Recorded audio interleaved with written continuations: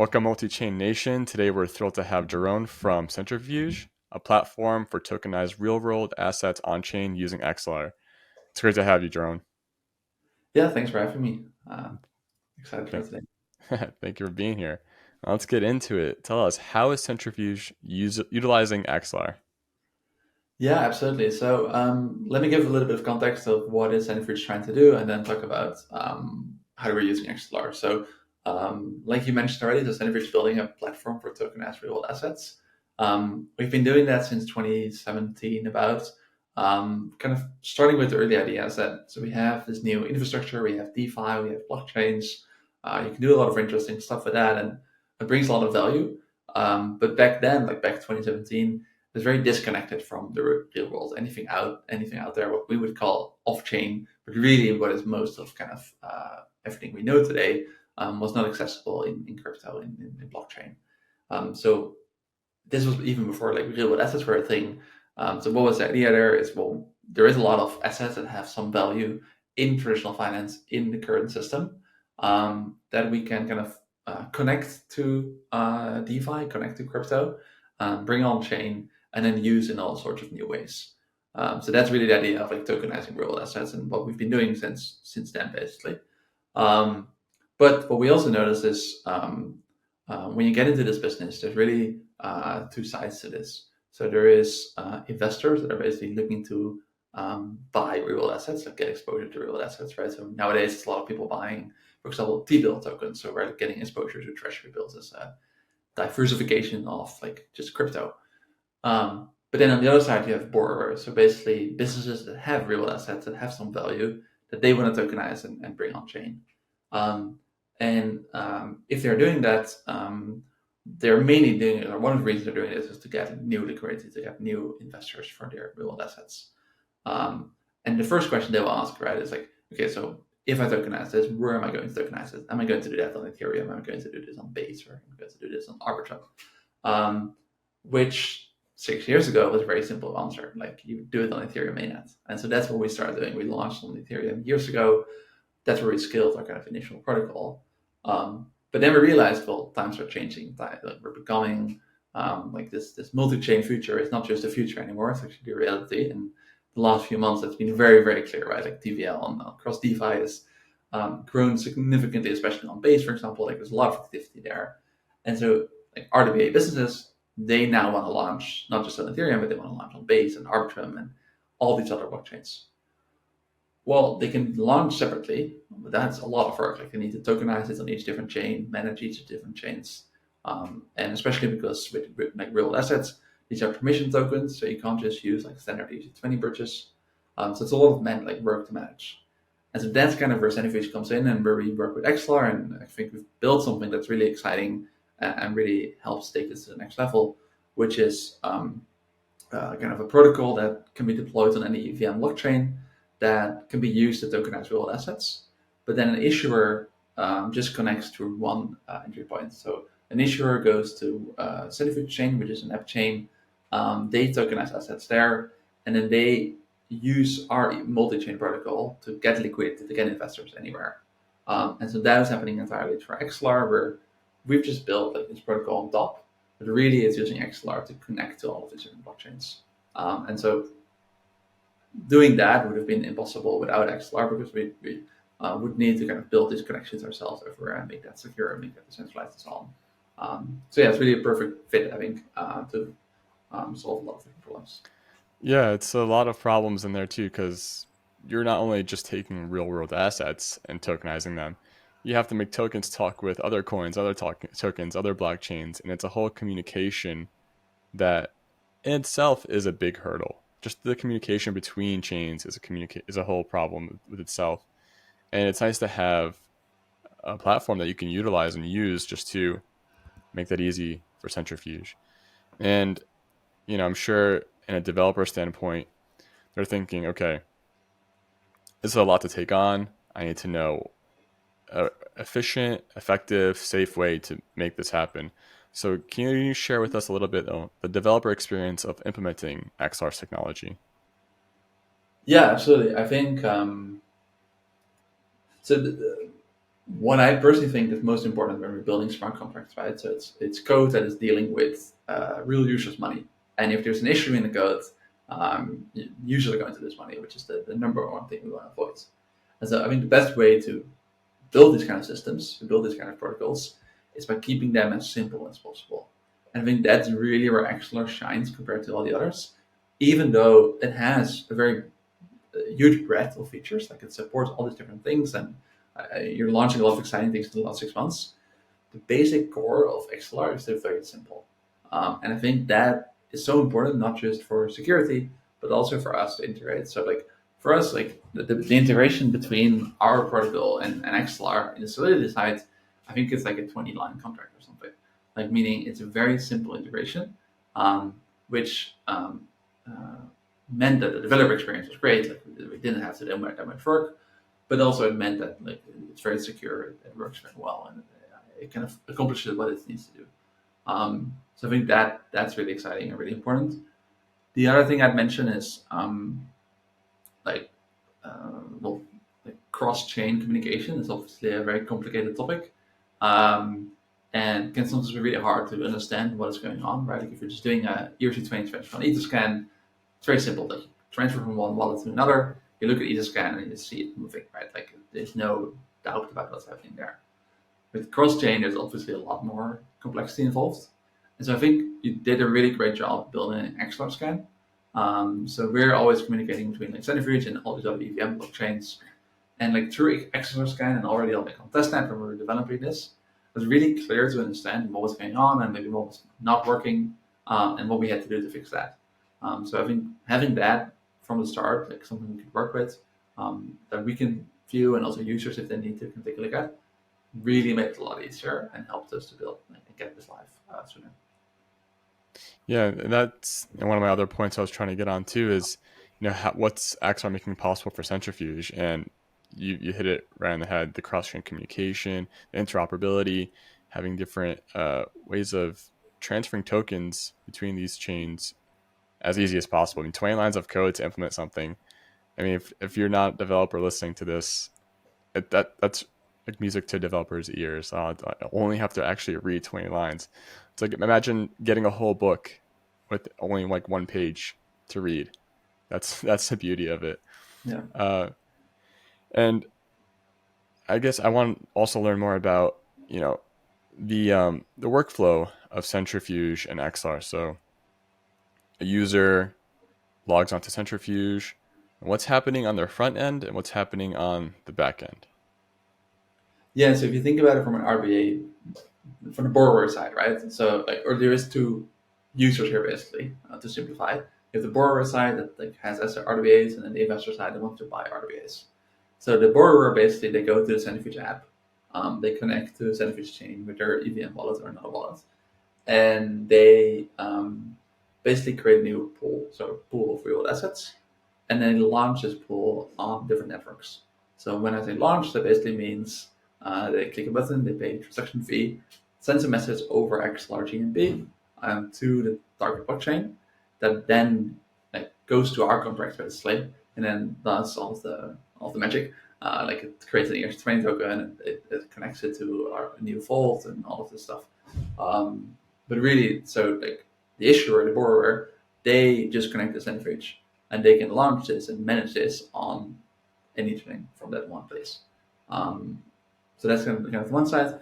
The other side is then like, so an investor comes in, they've seen that like some issuer is launched on their blockchain, they want to buy that RBA, they then kind of take their stable coins, they just deposit them into the vault that we deployed on that blockchain, or that the issuer deployed.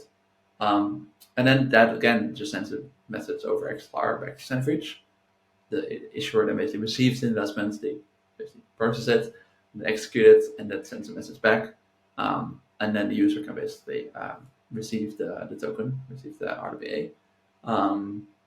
That's it. It's quite simple, to be honest. Nice. And the users, like the important thing, right? Like the users don't know that we're using like complicated cross-chain communications on. Like that's all abstracted away. They just know the investor is interacting with one chain, the issuer with another, and magically works together. I think that's the really exciting part, right? Like if you think about account abstraction and so on, everything, and like chain abstraction is like trendy topics today.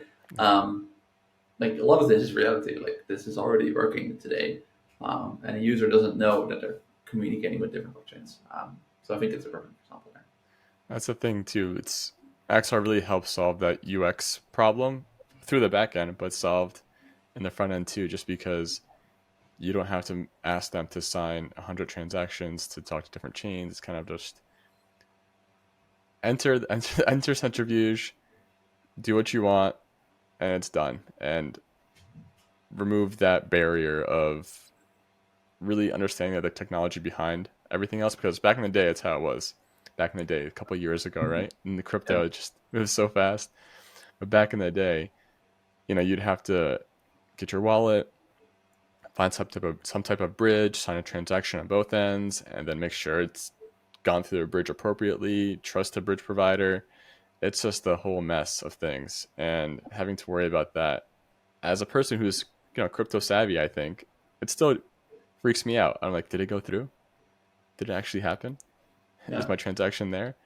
So having something reliable like that is a huge, huge plus. And for developers who are working with Axelar, how was the experience working with like the Interop Labs developer, and how was their support? yeah. I think it was great to see kind of the expertise in the team, right? So like, it's very clear that uh, the Interop team has been working on this for many many years. And like when we started building this, like this was the first time we were building a multi-chain protocol. And we obviously had used bridges and so on, but hadn't actually built something like this ourselves. So I mean, we definitely asked some stupid questions because we just didn't know what we were doing. And it's really nice to work with a team that like is an expert in their area, like in their topic, knows what they're talking about, and is like willing to help. So that was really cool to see. Like it was very clear that like we made the right choice, the right partner, the right team to work with. Um, yeah, and always I think beyond that, just always super responsive, which is really helpful. Like if you're iterating as a developer and you're waiting on someone else, it's always a bit annoying. So it's nice to have like a team to work with that's quick and that's responsive. So it's great. Absolutely. And it's pretty much an amazing journey seeing how Centrifuge is really using XR to help drive this system. I mean, in this world, do you think if XR didn't exist, Centrifuge would had to have tried to figure out how to do it themselves? Was XR the obvious choice for Centrifuge? I think so. Yeah. I mean, when we looked at different options, um, like on a scale of right, like um, features that you supported, change that we're going to launch on, like live on, level of like security, which is not just like audits, but also like how long it's been live and so on, and then kind of decentralization. Um, I think Axelar clearly stood out. I think a big part of it was back then, like when we were initially working on this, like Uniswap did their like big bridge assessment, and Axelar came out on top of that. That was a big driver for us that we kind of saw that like research and that they actually we were already working with you guys, but it was still like pre-launch, and this was a good confirmation to say okay, we're making the right decision here. So that was really nice. So yeah, I think on all different fronts, and it was just a great problem. That's awesome to hear. And for Centrifuge, you have XR, you know, in the back end, you have your amazing, UI and front end to make it easy to access. Now, what is the roadmap looking for Centrifuge? What's some new exciting news coming out? What should everyone get pumped up for? Yeah, absolutely. So I think that's right. Like there's a lot of things. First and foremost, and the number one I think or one of the main things I'm super excited about is so we've been working on this new standards, this new ERC standard called ERC 7540. That is, a lot of people are familiar with 4626, the tokenized vault standards that allows you to kind of earn yield from any vault, which is a great standard and it's many like, billions of adoption at this point. Doesn't really work for real assets, and it also doesn't really work for cross-chain assets. And the reason for that is these assets are always asynchronous, meaning you kind of want to buy that asset, but it takes some time to kind of actually get the assets. Um, and so, together with a few other teams in space, so Superform, the 4626 Alliance, and Maple, we worked on this new standard that was finalized a few weeks ago, which is a great step. And we're now live with this. And it basically allows us to, like any DeFi protocol that wants to integrate real assets, can just plug into this and through one standard, get exposure to any RWA that is live on the Centrifuge platform. And that's a really big step for us, and I think a big step for like the RWA space in general. And we're trying to make it as broad of a standard as possible and work with a lot of different like RWA use cases. But then also, it's not just for RWAs. It's also, for example, liquid staking tokens is another use case. If you have a liquid staking token, you can use like 4626 to deposit. But then if you want to redeem, there's like a 7-day or something like that redemption time. So that's also asynchronous. So I think it's another like, example where 7540 can really help. So that's something I'm excited about. Beyond that, we are currently live on 4 different blockchains. So Ethereum, Base, Arbitrum, and Celo. I think there's some exciting things coming in the pipeline that will lead us to like, deploying on more blockchains. And the good thing is that it's really quite little work for us because we work with Axelar. But it gives like new users on these networks also access to the same assets that is currently already in other places. So that's really cool. Yeah. That's super exciting. And it's great that you're building a standard because, again, in such a huge industry and there's so many different varieties and flavors of what people are trying to accomplish, the more standards we have that more chains can agree on, especially with an ERC system, it's really going to make onboarding and moving a lot faster and easier for everyone else. So thank you for working on that. I'm sure plenty of people are excited to keep following Centrifuge. So where can people just find Centrifuge? Where should they follow them? Where's the socials for that? Yeah, absolutely. So there's our website is centrifuge.io. I think the really cool thing is you can go to our app, so app.centrifuge.io, and you can really see everything publicly and transparent. And I really encourage people to take a look at this because it's showing like what is I think the future of real assets. Like if you go into any of these pools in our product, you can see like, everything. Like you can see what assets are backing it, what transactions happened, who invested from where. And like that level of transparency has never been available in the traditional financial markets. So really encourage people to just take a look at that and see what's going on there and try to understand that. Beyond that, like we're live on obviously Twitter or X, just at Centrifuge, and that's probably the best place to follow us for any updates. Nice. Thank you so much, Jeroen, for joining me here today on the Multichain Nation podcast. I appreciate what you're building. I appreciate Centrifuge for utilizing Axelar, and I'm happy that's working beautifully and seamlessly together. It's nice that interoperability can exist harmoniously, and it's exciting for Centrifuge to really get driving and get going and being a leader in the space. Thank you. Yeah, absolutely. Thanks for having me and thanks for the great conversation.